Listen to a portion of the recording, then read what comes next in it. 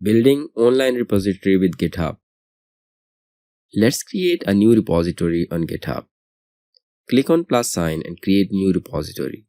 Set name of your repository, select if you want to make it publicly accessible or not, and then click on create repository.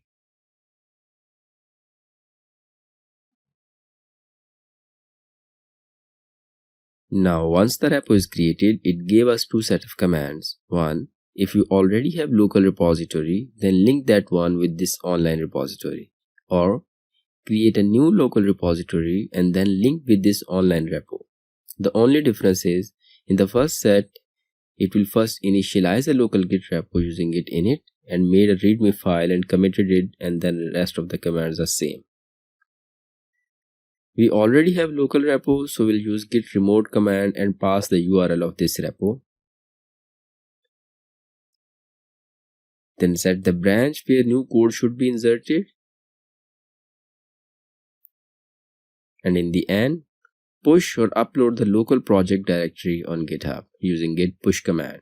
So we'll only use 3 commands because we already have their repository locally.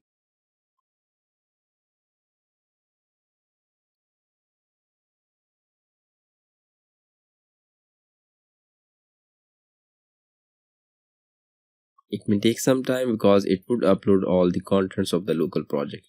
Now you can see all the files has been uploaded.